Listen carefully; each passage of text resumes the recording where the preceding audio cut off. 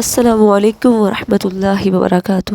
ناظرین، ہم نے اردو ادب کے بہترین ناول جس کا نام ہے امراؤ جان ادا کی پہلی قسط آپ کی خدمت میں پیش کی تھی۔ آج چلتے ہیں اس کے دوسرے حصے کی جانب۔ ابا جب شام کو نوکری پر سے آتے تھے اس وقت کی خوشی ہم بھائی بہنوں کی کچھ نہ پوچھیے۔ میں کمر سے لپٹ گئی، بھائی ابا ابا کر کے دوڑا، دامن سے چمٹ گیا۔ ابا کی باتیں مارے خوشی کے کھلی جاتی ہیں۔ مجھ کو چمکارا، پیٹھ پر ہاتھ پھیرا، بھیا کو گود میں اٹھا لیا، پیار کرنے لگے۔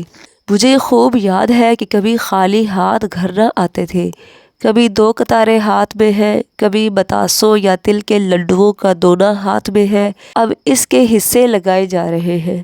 اس وقت بھائی بہنوں میں کس مزے کی لڑائیاں ہوتی تھی۔ وہ کتارا چھینے لیے جاتا ہے، میں مٹھائی کا دونا ہتھیائے لیتی ہوں۔ اماں سامنے کھپریل میں بیٹھی کھانا پکا رہی ہیں۔ ابا ادھر آ کے بیٹھے نہیں، ادھر میرے تقاضے شروع ہو گئے۔ ابا، اللہ گڑیا نہیں لائے، دیکھو میرے پاؤں کی جوتی کیسی ٹوٹ گئی ہے، تم کو تو خیال ہی نہیں رہتا، لو ابھی تک میرا توق سنار کے ہاں سے بن کے نہیں آیا۔ چھوٹی خالہ کی لڑکی کی دودھ بڑھائی ہے، بھائی میں کیا پہن کے جاؤں گی؟ چاہے کچھ ہو، عید کے دن تو میں نیا جوڑا پہنوں گی۔ ہاں میں تو نیا پہنوں گی۔ جب اماں کھانا پکا چکی مجھے آواز دی، میں گئی، روٹی کی ٹوکری اور سالن کی پتیلی اٹھا لائی، دسترخوان بچھا، اماں نے کھانا نکالا، سب نے سر جوڑ کر کھانا کھایا، خدا کا شکر کیا۔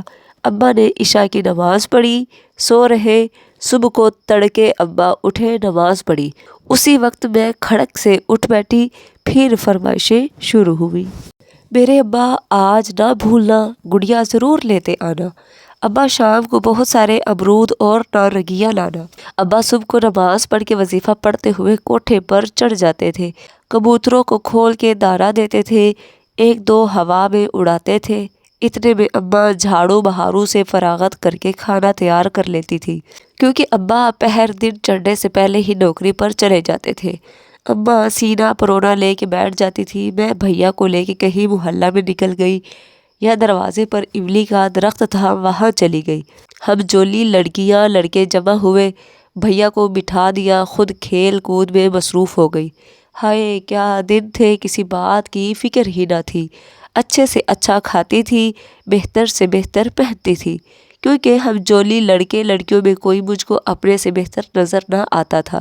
دل کھلا ہوا نہ تھا، نگاہیں پھٹی ہوئی نہ تھی۔ جہاں میں رہتی تھی وہاں کوئی مکان میرے مکان سے اونچا نہ تھا، اور سب ایک کھڑیا یا کھپریل میں رہتے تھے۔ میرے مکان میں آمنے سامنے 2 دالان تھے، صدر کے دالان کے آگے کھپریل پڑی ہوئی، ادھر ادھر 2 کوٹھڑیاں تھیں، سامنے دالان کے ایک باورچی خانہ تھا، دوسری طرف کوٹھے کا زینہ، کوٹھے پر ایک کھپریل، 2 کوٹھڑیاں، کھانے پکانے کے برتن ضرورت سے زیادہ تھے، 2-4 دریاں چادریاں بھی تھیں۔ ایسی چیز محلہ کے لوگ ہمارے گھر سے مانگنے آتے تھے۔ ہمارے گھر میں بہشتی پانی بھرتا تھا، محلے کی عورتیں خود ہی کنویں سے پانی بھر لاتی تھیں۔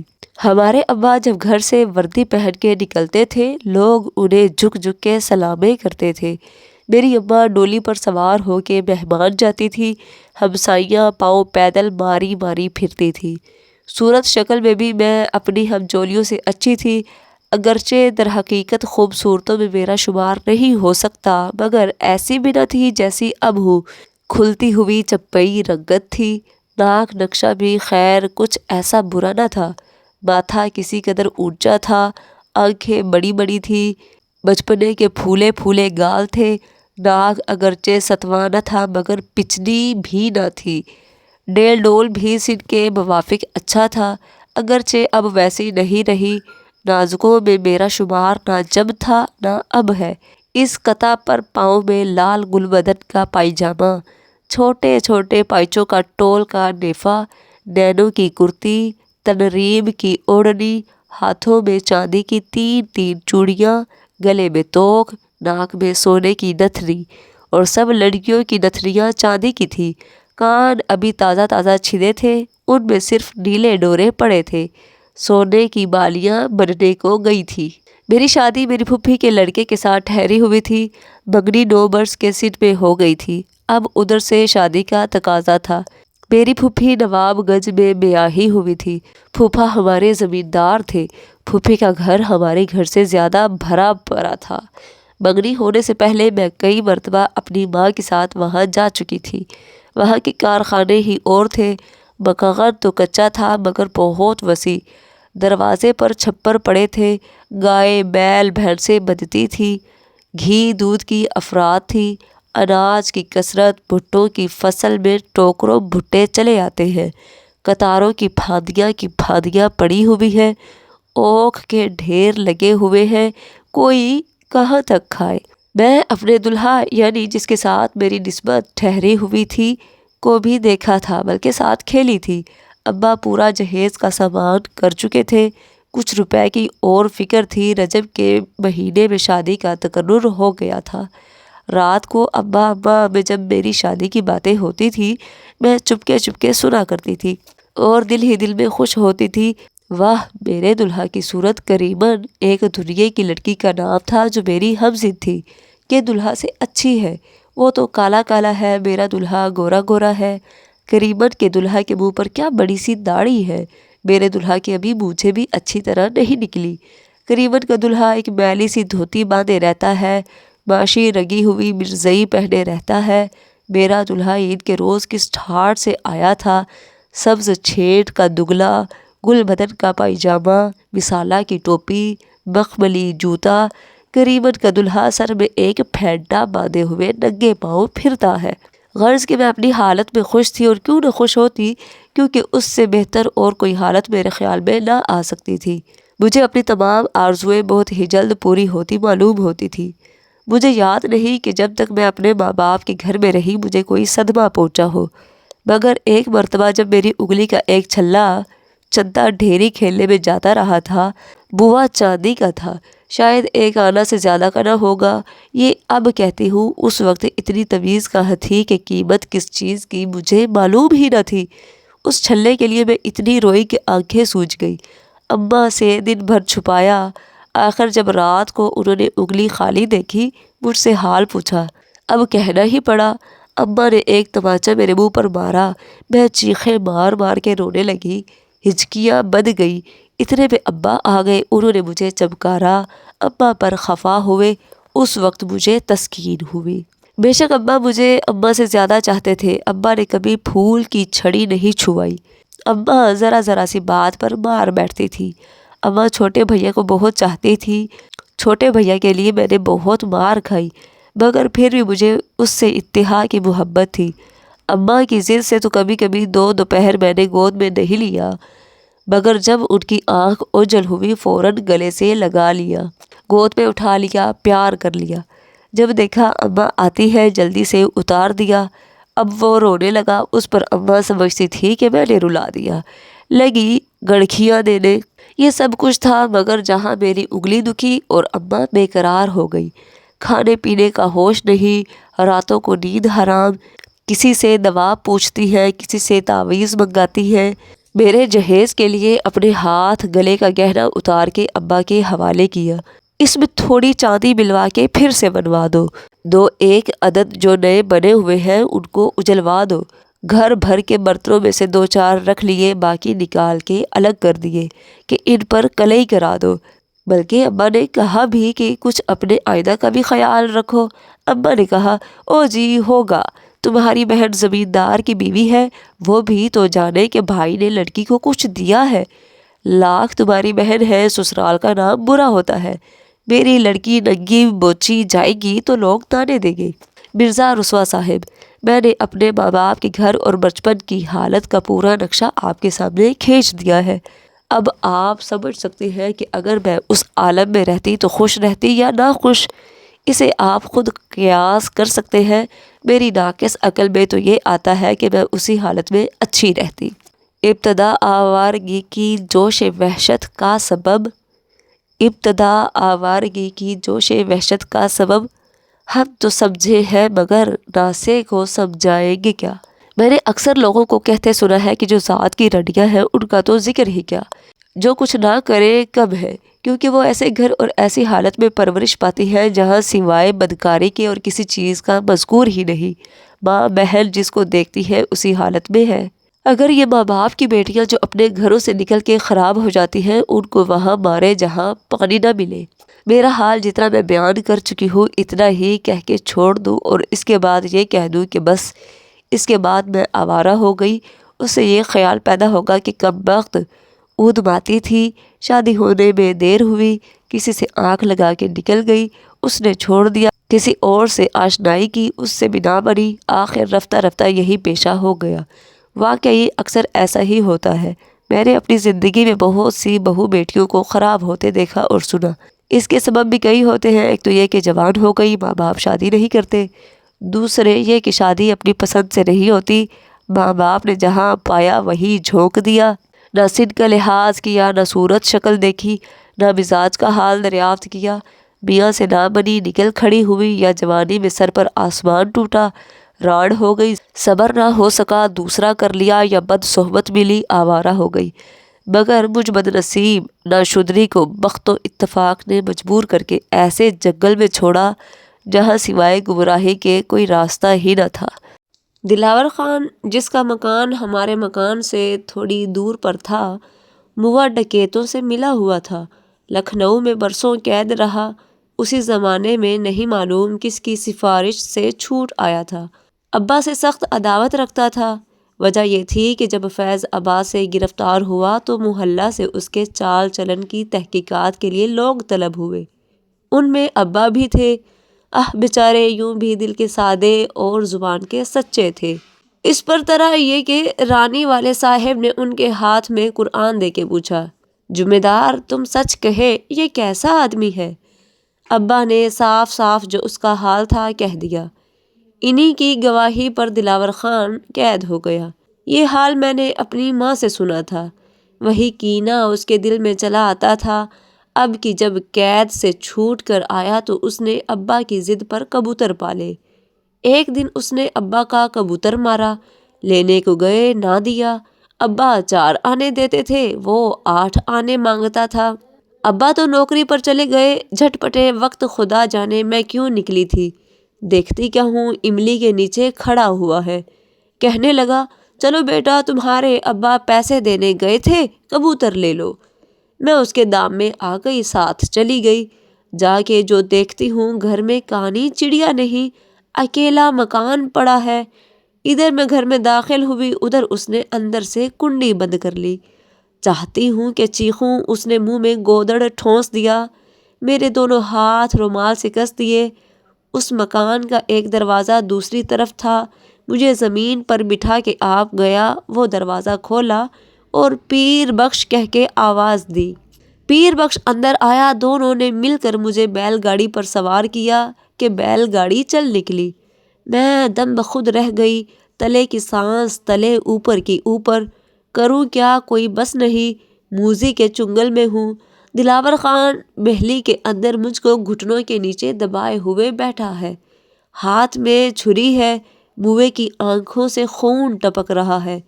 پیر بخش گاڑی ہانک رہا ہے، بیل ہے کہ اڑے چلے جا رہے ہیں۔ تھوڑی دیر میں شام ہو گئی، چاروں طرف اندھیرا چھا گیا۔ جاڑے کے دن تھے، سناٹے کی ہوا چل رہی تھی۔ سردی کے مارے میری بوٹی بوٹی کانپ رہی تھی، دم نکلا جاتا تھا، آنکھوں سے باران جاری تھا۔ دل میں یہ خیال آتا ہے، ہائے کس آفت میں پھنسی۔ ابا نوکری پر سے آئے ہوں گے، مجھے ڈھونڈتے ہوں گے، اماں پیٹ رہی ہوں گی، چھوٹا بھائی کھیل رہا ہوگا، اسے کیا معلوم بہن کس آفت میں ہے۔ ماں باپ بھائی، مکان کا دالان، باورچی خانہ، سب کچھ میری آنکھوں کے سامنے تھا۔ یہ سب خیالات ایک طرف تھے اور جان کا خوف ایک طرف۔ دلاور خان گھڑی گھڑی چھری دکھاتا تھا۔ مجھے ایسا معلوم ہوتا تھا کہ اب کوئی دم میں یہ چھری میرے کلیجے کے پار ہوگی۔ گودڑ اب میرے منہ میں نہ تھا، مگر مارے ڈر کے منہ سے آواز نہ نکلتی تھی۔ ادھر میرا تو یہ حال تھا، ادھر دلاور خان اور پیر بخش میں ہنس ہنس کے باتیں ہو رہی تھی۔ میرے ماں باپ پر اور مجھ پر بات بات میں گالیاں پڑتی جاتی تھی۔ دلاور خان، دیکھا بھائی پیر بخش، سپاہی کے پوت 12 برس کے بعد اپنا بدلہ لیتے ہیں، اب کیسا دل ملاتا پھرتا ہوگا۔ پیر بخش: بھائی تم نے بے شک اس مثل کو اصل کر دکھایا، 12 برس تو ہوئے ہوں گے تمہیں قید ہوئے۔ دلاور خان: پورے 12 برس ہوئے بھائی، لکھنؤ میں کیا کیا مصیبتیں اٹھائی ہیں، خیر وہ بھی تو کوئی دن یاد کرے گا، یہ تو میرا پہلا وار تھا، میں تو اس کو جان سے مار دوں گا۔ پیر بخش: کیا یہ بھی ارادہ ہے؟ دلاور خان: تم سمجھتے کیا ہو، جان سے نہ مارا تو پٹھان کا تخم نہیں۔ پیر بخش: بھائی تم کول کے سچے ہو، جو کہو گے کر دکھاؤ گے۔ دلاور خان: دیکھنا۔ پیر بخش: اور اسے کیا کرو گے؟ دلاور خان: کریں گے کیا، یہی کہیں مار کے نالے میں توپ دو، راتوں رات گھر چلے چلو۔ یہ بات سن کر مجھے اپنی موت کا یقین ہو گیا، آنکھوں میں آنسو تھم گئے، دل میں ایک دھچکا لگا، من کا ڈھل گیا، ہاتھ پاؤں ڈال دیے۔ یہ حال دیکھ کے بھی موئے کٹر کو ترس نہ آیا اور ایک گھونسا زور سے میرے کلیجے پر مارا کہ میں بلبلا گئی، قریب تھا کہ گر پڑوں۔ پیر بخش: اسے تو مار ڈالو گے اور ہمارا روپیہ؟ دلاور خان: گلے گلے پانی۔ پیر بخش: کہاں سے دو گے، ہم تو کچھ اور ہی سمجھے تھے۔ دلاور خان: گھر چلو، کہیں سے نہ ہو سکے گا تو کبوتر بیچ کے دے دوں گا۔ پیر بخش: تم بے عقل ہو، کبوتر کیوں بیچو، ہم نہ ایک بات بتائیں۔ دلاور خان: کہو۔ پیر بخش: ارماں لکھنؤ میں چل کے اسی چھوکری کے کوڑے کر لو۔ جب سے اپنے مرنے کا یقین ہو گیا تھا، مجھے ان دونوں موذیوں کی باتیں کانوں سے اچھی طرح سنائی نہ دیتی تھی، یہ معلوم ہوتا تھا جیسے کوئی خواب میں باتیں کر رہا ہے۔ پیر بخش کی بات سن کے میرے دل کو پھر اپنی زندگی کا کچھ آسرا بندھا، دل ہی دل میں پیر بخش کو دعائیں دینے لگی، مگر اب یہ انتظار ہے کہ دیکھوں یہ موذی کیا کہتا ہے۔ دلاور خان: اچھا دیکھا جائے گا، ابھی چلے چلو۔ پیر بخش: یہاں ذرا ٹھہر نہ جائیں، وہ سامنے درخت کے نیچے آگ جل رہی ہے، تھوڑی آگ لے آئیں تو حقہ بھریں۔ پیر بخش تو آگ لینے گیا، مجھے یہ خوف پیدا ہوا کہ کہیں پیر بخش کے آتے آتے یہ میرا کام نہ تمام کر دے، جان کا خوف برا ہوتا ہے۔ ایک بارگی زور سے چیخ ماری، چیخ کا مارنا تھا کہ دلاور خان نے 2-3 تماچے میرے منہ پر کس کس کے لگائے۔ حرامزادی چپ نہیں رہتی، ابھی چھری بھونک دوں گا۔ پیر بخش ابھی تھوڑی ہی دور گیا ہوگا: نہیں بھائی نہیں، ایسا کام نہ کرنا، تمہیں ہمارے سر کی قسم، ارماں ہمیں تو آ لینے دو۔ دلاور خان: اچھا جاؤ آگ تو لے آؤ۔ پیر بخش گیا اور تھوڑی دیر کے بعد آگ لے کے آیا، حقہ بھرا، دلاور خان کو دیا۔ دلاور خان: ایک کش حقے کا پی کے، تو یہ کتنے تک بک جائے گی اور بیچے گا کون، ایسا نہ ہو کہیں پکڑے جائیں تو اور مشکل ہو۔ پیر بخش: اس کا ہمارا ذمہ، ہم تو بیچ دیں گے۔ ارے میاں تمہاری باتیں، پکڑے گا کون، لکھنؤ میں ایسے معاملات دن رات ہوا کرتے ہیں، ہمارے سالے کو جانتے ہو؟ دلاور خان: کریم؟ پیر بخش: ہاں، اس کی روٹی اسی پر ہے، بیسیوں لڑکے لڑکیاں پکڑ لے گیا، لکھنؤ میں جا کے دام کھڑے کر لیے۔ دلاور خان: آج کل کہاں ہے؟ پیر بخش: کہاں ہے، لکھنؤ میں گومتی اس پار اس کی سسرال ہے، وہی ہوگا۔ دلاور خان: بھلا لڑکا لڑکی کتنے کو بکتے ہیں؟ پیر بخش: جیسی صورت ہوئی۔ دلاور خان: بھلا یہ کتنے کو بک جائے گی؟ پیر بخش: 100-150 جیسی تمہاری تقدیر ہوئی۔ دلاور خان: بھائی کی باتیں، 100-150، اس کی صورت ہی کیا ہے، 100 بھی تو بہت ہے۔ پیر بخش: اچھا اس سے کیا، لے تو چلو، مار ڈالنے سے کیا فائدہ۔ اس کے بعد دلاور خان نے پیر بخش کے کان میں کچھ جھک کے کہا جس کو میں نے نہیں سنا۔ پیر بخش نے جواب دیا: وہ تو ہم سمجھے ہی تھے، تم کیا بے وقوف ہو، رات بھر گاڑی چلا کی، میری جان سانسے میں تھی، موت آنکھوں کے سامنے پھر رہی تھی، طاقت سلب ہو گئی تھی، بدن سن ہو گیا تھا، آپ نے سنا ہوگا نیند سولی پر بھی آتی ہے، تھوڑی دیر میں آنکھ لگ گئی۔ ترس خدا کر کے پیر بخش نے بیلوں کا کمبل اڑا دیا، رات کو کئی مرتبہ چونک چونک پڑی، آنکھ کھل جاتی تھی مگر ڈر کے مارے چپکی پڑی تھی۔ آخر ایک مرتبہ ڈرتے ڈرتے منہ پر سے کملی سرکا کے جو دیکھا، معلوم ہوا میں گاڑی میں اکیلی ہوں۔ پردے سے جھانک کے دیکھا، سامنے کچھ کچے کچے مکان ہیں، ایک بنیے کی دکان ہے۔ دلار خان اور پیر بخش کچھ خرید رہے ہیں۔ بیل سامنے برگد کے درخت کے نیچے بھوسا کھا رہے ہیں۔ 2-3 گنوار الاد کے پاس بیٹھے ہوئے تاپ رہے ہیں۔ ایک چلم پی رہا ہے۔ اتنی دیر میں پیر بخش نے گاڑی کے پاس آ کے تھوڑے سے بھنے ہوئے چنے دیے۔ میں رات بھر کی بھوکی تھی، کھانے لگی۔ تھوڑی دیر کے بعد ایک لوٹا پانی لا کے دیا۔ میں نے تھوڑا سا پیا، پھر چپکی ہو کے پڑ رہی۔